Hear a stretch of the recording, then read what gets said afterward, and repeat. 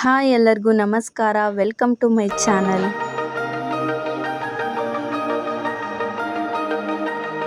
ಇವತ್ತಿನ ವಿಡಿಯೋದಲ್ಲಿ ನಾನು ಬೋಟಿ ಗೊಜ್ಜು ಅಥವಾ ಬೋಟಿ ಸಾಂಬಾರನ್ನ ಹೇಗೆ ಮಾಡೋದು ಅಂತ ತಿಳಿಸ್ಕೊಡ್ತಾ ಇದ್ದೀನಿ.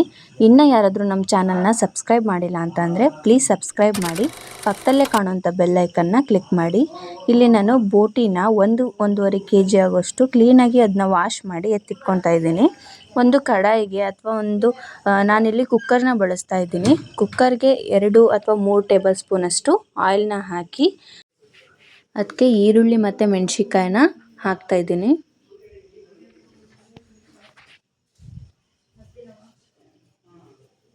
ಅದನ್ನ ಚೆನ್ನಾಗಿ ಫ್ರೈ ಮಾಡ್ಕೋಬೇಕು. ಅದು ಸ್ವಲ್ಪ ಫ್ರೈ ಆದಮೇಲೆ ಅದಕ್ಕೆ ಕರಿಬೇವನ್ನ ಹಾಕಿ ಫ್ರೈ ಮಾಡ್ಕೊಳ್ಳಿ. ಈರುಳ್ಳಿ ಗೋಲ್ಡನ್ ಬ್ರೌನ್ ಆಗೋ ತನಕ ನೀಟಾಗಿ ಫ್ರೈ ಮಾಡಿ. ಅದು ಫ್ರೈ ಆದಮೇಲೆ ಬೋಟಿನ ಹಾಕ್ತಾ ಇದ್ದೀನಿ.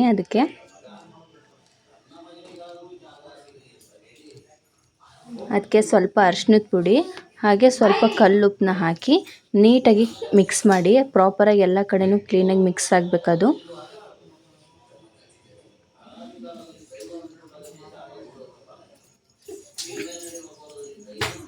ಅದು ಮಿಕ್ಸ್ ಆಗಿ ಕ್ಲೀನಾಗಿ ಕುದಿಯುತ್ತಲ್ಲ, ಕುದಿಯುವಾಗ ಅದನ್ನ ಲಿಡ್ನ ಕ್ಲೋಸ್ ಮಾಡಿ 2-3 ವಿಷಲ್ ಕೂಗಿಸ್ಕೊಂಡ್ರೆ ಸಾಕಾಗುತ್ತೆ. ನೆಕ್ಸ್ಟ್ ಇಲ್ಲಿ ನಾನು ಮಸಾಲೆಗೆ ಏನೇನು ಬೇಕು ಅಂತ ತೋರಿಸ್ಕೊಡ್ತಾ ಇದ್ದೀನಿ. ಮೊದಲಿಗೆ 2 ದಪ್ಪ ಸೈಜ್ ಈರುಳ್ಳಿ, 4 ಬೆಳ್ಳುಳ್ಳಿ ಹಾಗೆ ಹಸಿ ಕೊಬ್ಬರಿನ ಕಟ್ ಮಾಡಿ ಇಟ್ಕೊಂಡಿದ್ದೀನಿ. 3-4 ಟೊಮೊಟೊ, ಸ್ವಲ್ಪ ಕೊತ್ತಂಬರಿ ಹಾಗೆ 1 ಇಂಚಷ್ಟು ಶುಂಠಿ, 4 ಲವಂಗ, ಸ್ವಲ್ಪ ಚಕ್ಕೆ ಹಾಗೆ ಸ್ವಲ್ಪ ಹುಣಸೆಹಣ್ಣನ್ನು ತಗೊಂಡಿದ್ದೀನಿ.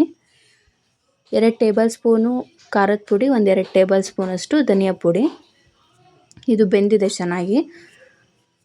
ಇವಾಗ ರುಬ್ಬಿಟ್ಟಿರುವಂತಹ ಮಸಾಲೆನ ಅದಕ್ಕೆ ಸೇರಿಸಿ ನೀಟಾಗಿ ಮಿಕ್ಸ್ ಮಾಡಿ. ನೀವು ಕನ್ಸಿಸ್ಟೆನ್ಸಿ ನೋಡಿಕೊಂಡು ನೀರು ಎಷ್ಟು ಬೇಕೋ ಅಷ್ಟನ್ನ ಸೇರಿಸ್ಕೊಳ್ಳಿ. ಅದಕ್ಕೆ ಸಾರಿ, ಸ್ವಲ್ಪ ಡಿಸ್ಟರ್ಬೆನ್ಸ್ ಇದೆ. ಇಲ್ಲಿ ಸ್ವಲ್ಪ ಗಟ್ಟಿಯಾಗಿತ್ತು ಅಂತ ನಾನು ಸ್ವಲ್ಪ ನೀರನ್ನ ಅದಕ್ಕೆ ಸೇರಿಸ್ತಾ ಇದ್ದೀನಿ. ನಿಮ್ಮ ಕನ್ಸಿಸ್ಟೆನ್ಸಿ ನೋಡ್ಕೊಳ್ಳಿ. ಗಟ್ಟಿ ಬೇಕು ಅಂತ ಅಂದರೆ ಗಟ್ಟಿ ಮಾಡ್ಕೊಳ್ಳಿ, ಇಲ್ಲ ಸ್ವಲ್ಪ ನೀರು ಹಾಕ್ಕೊಂಡು ಈ ಥರ ತೆಳ್ಳಗೆ ಮಾಡ್ಕೋಬೋದು. ತುಂಬ ಚೆನ್ನಾಗಿರುತ್ತೆ. 15-20 ನಿಮಿಷ ಚೆನ್ನಾಗಿ ಕುದಿಸಿದ್ರೆ ಬೋಟಿ ಗೊಜ್ಜು ಅಥವಾ ಬೋಟಿ ಸಾಂಬಾರು ರೆಡಿ ಆಗುತ್ತೆ.